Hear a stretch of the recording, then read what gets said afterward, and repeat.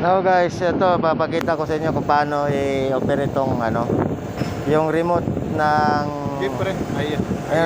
just wait, I make a short vlog.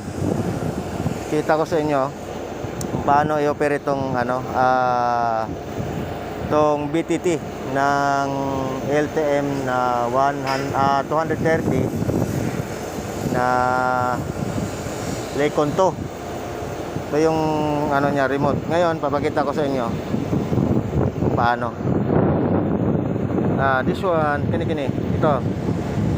I-press natin to para sa sa outrigger to. Ayan, to para sa jack. Ito sa kabila, mahirap na kasi wala taga video eh. Ito. Itong F8 na ito. Ipe-press ko to. Ayan. Nakikita nyo. Tapos yung okay na yan, may nakita nyo okay. Yan nakita nyo okay, i-press ko ulit yan. Tapos yan nyo. Yan, nagbago na yung pictures ng BTT.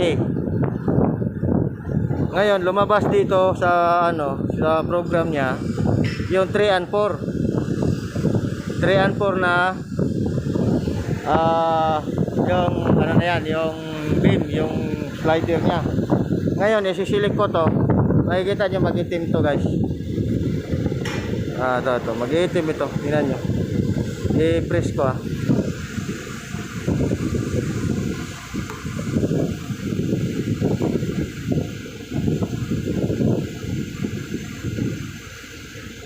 Ayan, makikita nyo nag-itim na siya Ayan hirap kasi guys, wala tayo taga video.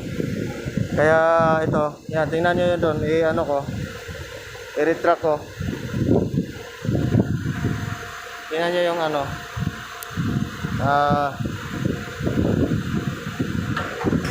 yan, gumalaw na yan. Gamit lang yung guys, tingnan nyo.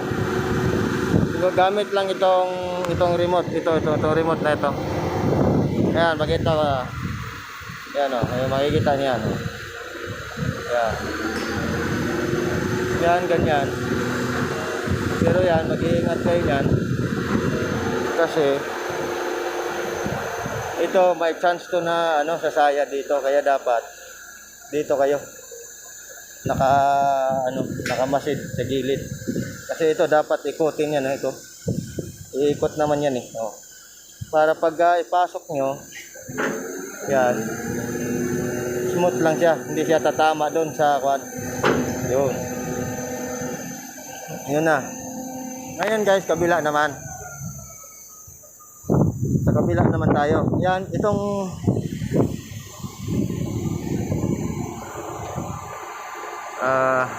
ipuan tayo. Yan, babalik yan sa quad. Ngayon, nakita nyo yung parang crane na may outrigger na 4. Babalik ta rin natin yan kasi dito tayo sa right side ng crane. Kanina sa kaliwa tayo Yan, i-press lang natin itong F4. Yan, makikita nyo yung guys. Yung niya, nakabaligtad na yung crane. Ayan, baligtad na yung ulo. Kaya ito, mapagana na natin itong mga itong mga beam dito sa right side. Kasi kung mapapansin nyo,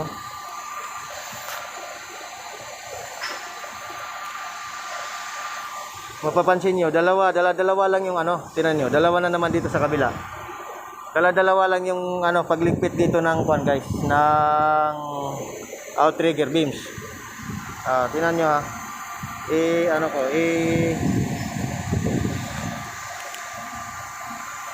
i-retract ko yung beam dyan. Yan, tingnan nyo. Ayan ito lang yung gamit ko, ito lang yung pinipress ko. Yan,